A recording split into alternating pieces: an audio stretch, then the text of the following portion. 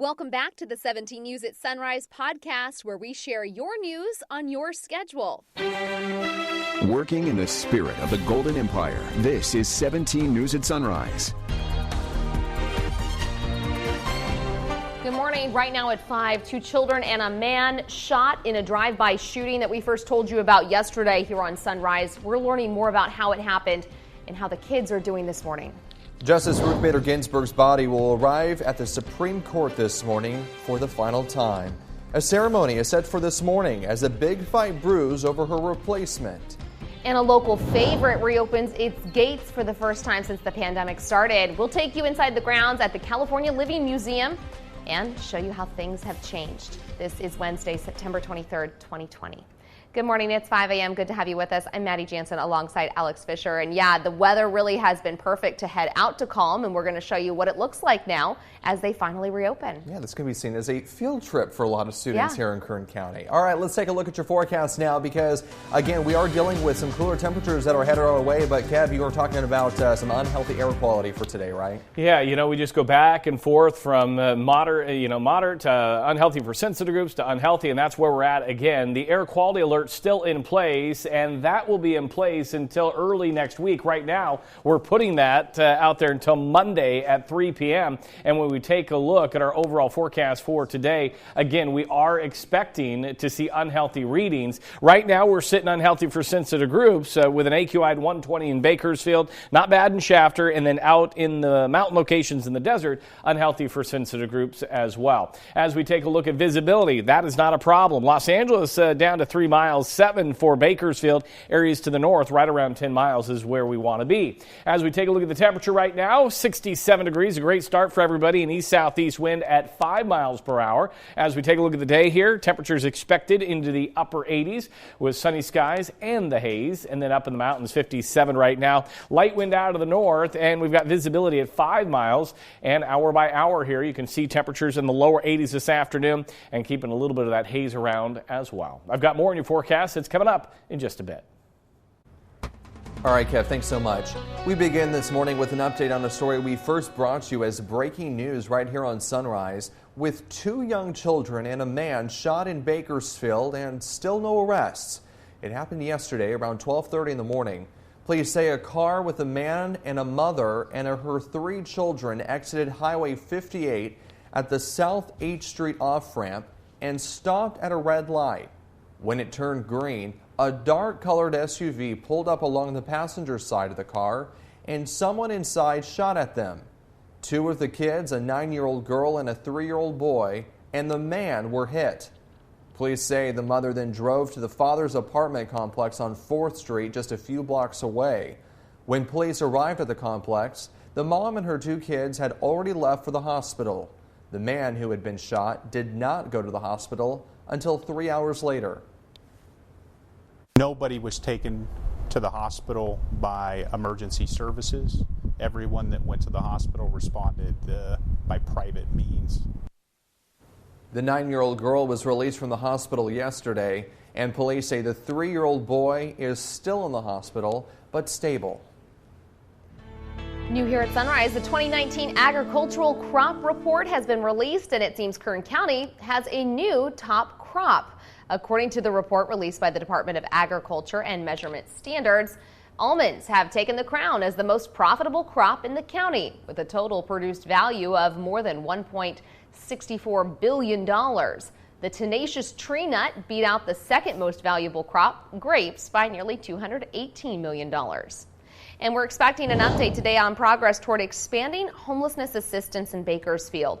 The City Council is scheduled to hear a presentation on work at the Mission at Kern County and the Bakersfield Homeless Center, both organizations expanding by about 40 beds each.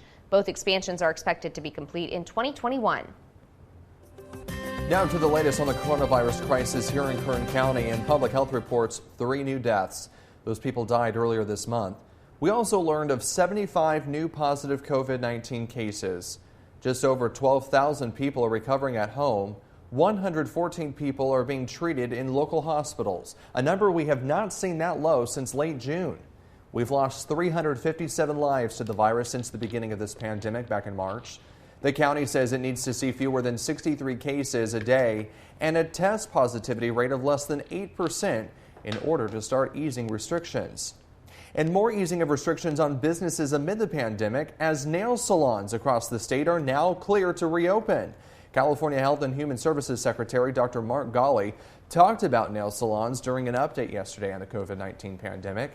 Indoor operations are allowed once again, provided salons comply with state guidance.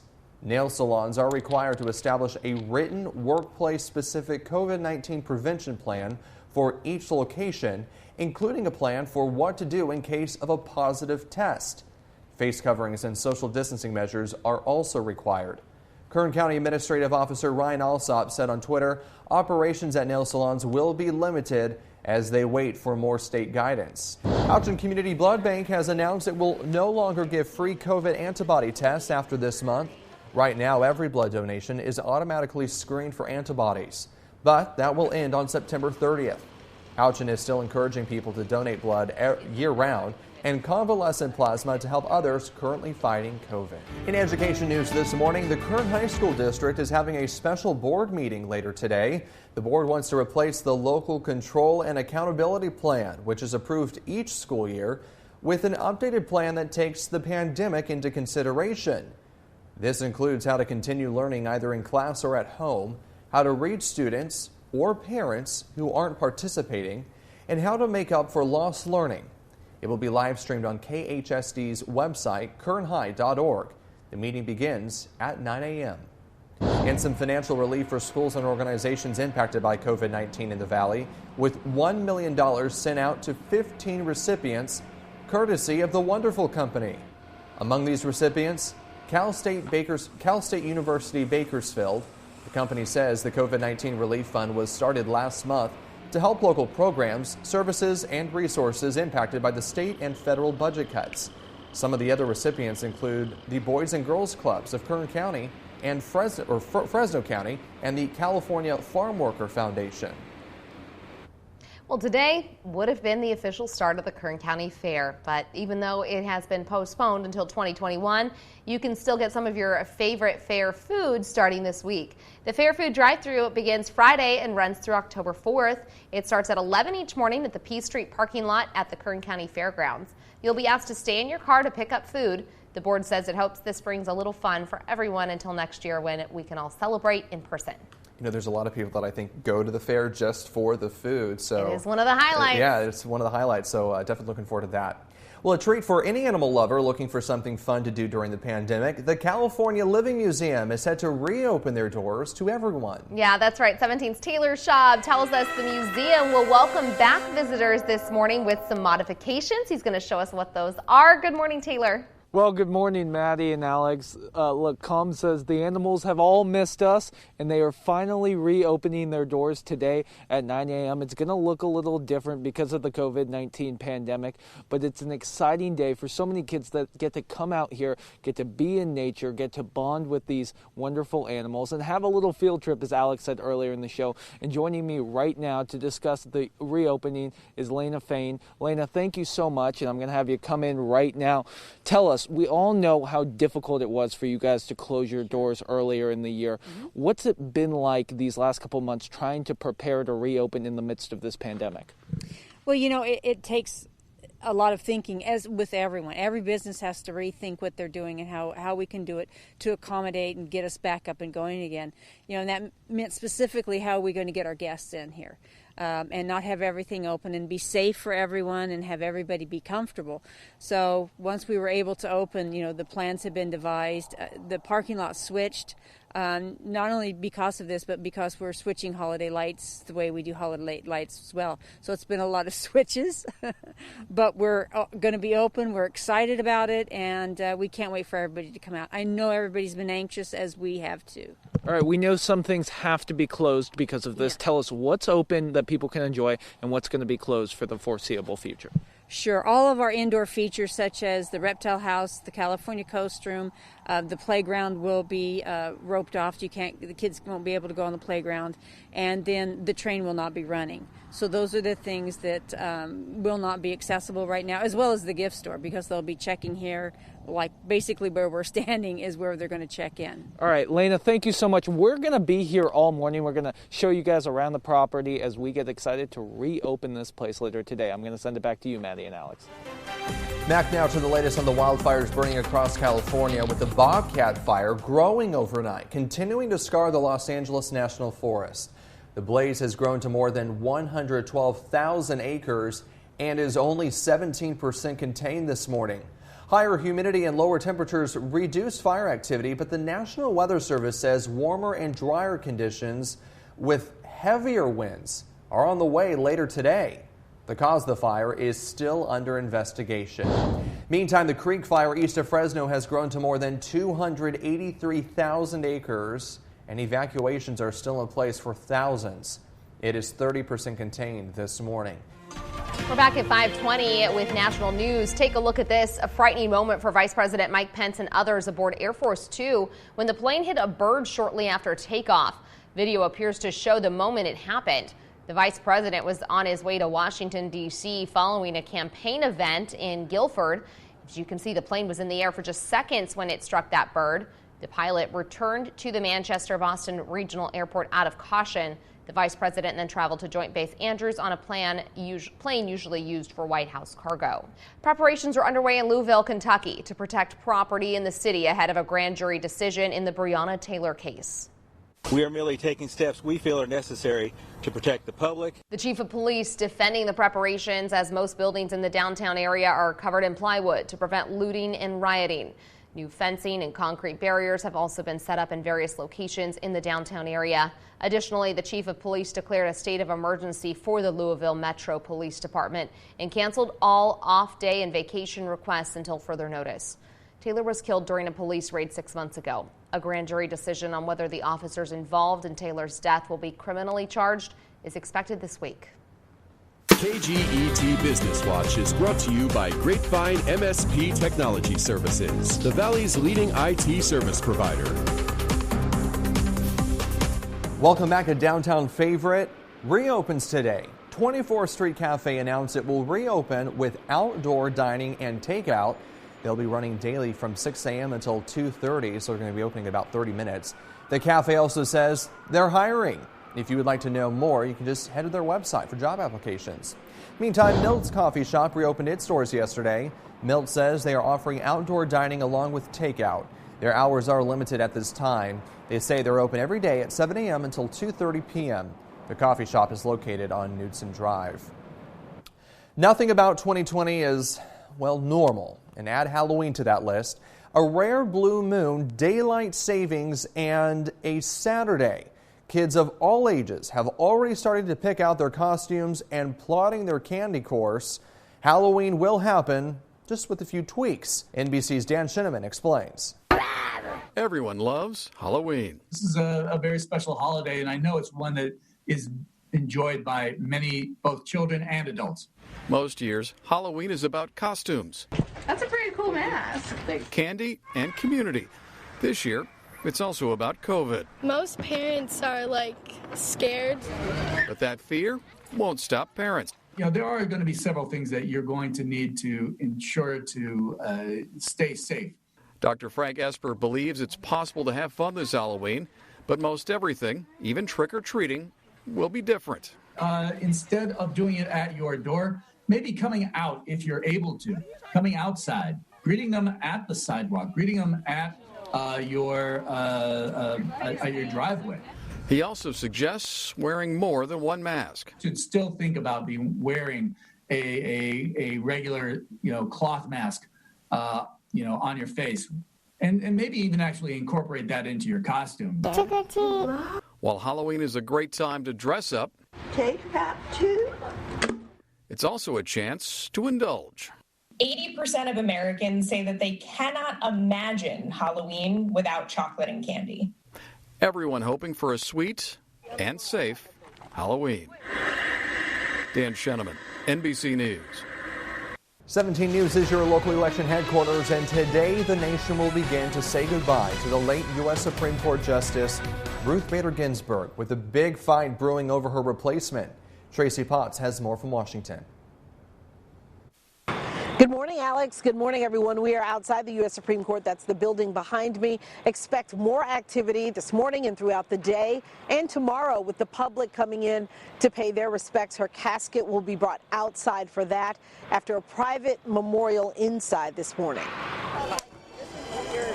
People, especially women, are flocking to the U.S. Supreme Court to remember the late justice known as the notorious RBG. I really like the fact that she stood up for everybody's rights, men and women. More are expected to pay tribute today as Justice Ruth Bader Ginsburg's casket is placed outside overlooking the U.S. Capitol, where there's a fight to quickly confirm her replacement. We're going to fill that seat. President Trump says he'll announce a nominee Saturday. Now, they're all great women. They're brilliant, great scholars. A woman likely to create the most conservative court in a century, making decisions on health care, abortion, gun rights, and maybe even the presidential election. With the unsolicited millions of ballots that they're sending, you're going to need 9 justices up there. Republicans picking up a key vote from frequent Trump critic, Senator Mitt Romney. If a nominee actually reaches the floor, that I will vote based upon the qualifications of that nominee.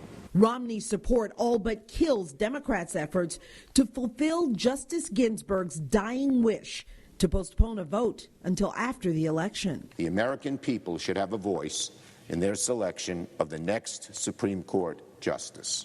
But that may not happen. Republicans appear to have the votes to fill Ginsburg's seat on President Trump's watch. President Trump already interviewed one candidate at the White House earlier this week. Another interview is set for Friday in Miami. We are on the Capitol grounds just outside the U.S. Supreme Court. I'm Tracy Potts, 17 News. In local politics, 2 men running for Bakersfield City Council go head-to-head this weekend in our first debate. Eric Arias and Gilberto De La Torre join us in studio as they make their pitch to why they should represent Ward 1. One of them will replace Willie Rivera, who plans to resign after holding the position since 2013. You can watch the debate in a special edition of Kern County in Depth at 8:30 Saturday night, right here on TV 17. If you're looking for a new running buddy or just a friend for a day, give some consideration to our 4-legged companions. Kern County Animal Services is inviting you to join its Streets of Bakersfield program. Here's how it works. You choose a pet from the shelter and then hang out with that dog or cat for a couple of hours. You could go on a walk or run or just hang out. You can also have a sleepover if you'd like. KCAS says the shelter pets are good listeners and they don't judge. If you're interested, give the shelter a call at 205-7982. I love this program. It's so cool. Yeah, and that's something that you don't necessarily think about is that, we talk about how so many people are stuck at home and, trying to social distance from everyone else.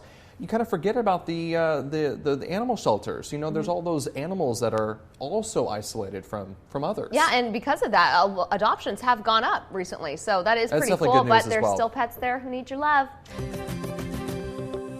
At 5:55 in your 17 Health Watch, the risk of autism may increase slightly for children born before or after their due date. That's according to new research out of Sweden. The study included data from 3.5 million kids born over a 10-year period. It showed the overall risk of autism was low, but increased for each week below or above 40 weeks of pregnancy. The risk was highest among kids born between 43 and 44 weeks and between 22 and 31 weeks.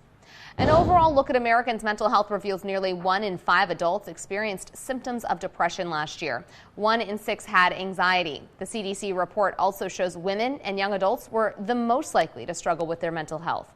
Despite higher rates of depression and anxiety, women were more likely than men to get treatment with medications or therapy. 7% of adults reported moderate to severe symptoms of depression. A new study suggests involved dads have better mental health.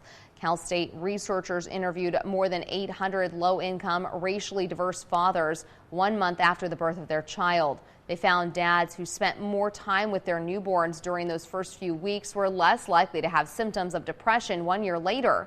Experts say this may be because involved fathers feel more competent and satisfied as a parent. Every sniffle and sneeze attracts attention these days, but is it a sign of fall allergies, the flu, or COVID-19? Dr. Frank McGeorge explains what to do if you start suffering those symptoms and why the advice will be different this fall compared to previous years. A cough, maybe a runny nose. Unlike in years past, these days, those symptoms will get you a sideways glance in public. Now, timing-wise, if you've had fall allergies in past years, if your symptoms are similar, it would be a good bet that you have fall allergies again. Influenza is very unlikely right now, since there isn't any place in the U.S. with significant flu activity yet. Once we get to November, though, the flu will be more likely than allergies for many. If you have the same fall allergy symptoms you always do, it's more likely that's the answer. Now, as COVID activity changes, possibly increasing into late fall and winter, COVID may become more likely than even the flu. You also need to consider your symptoms. Symptoms that make it more likely to be allergies include itchy eyes and sneezing. Now, a fever or body aches make it unlikely that it's an allergy. COVID or influenza are more likely in that case. Now, distinguishing the flu from COVID is very challenging, but shortness of breath, vomiting, or diarrhea are more common with COVID than the flu, and they also make allergies unlikely. Finally, think about your exposures. If you become aware that you were exposed to COVID, especially because it can present with minimal to no symptoms, you need to take any symptoms seriously and get tested. Dr. Frank McGeorge reporting. Working in the spirit of the Golden Empire, this is 17 News at Sunrise. The 17 News at Sunrise podcast is a production of KGET and Nexstar Media Group. For more on all of the headlines in today's show, head to kget.com.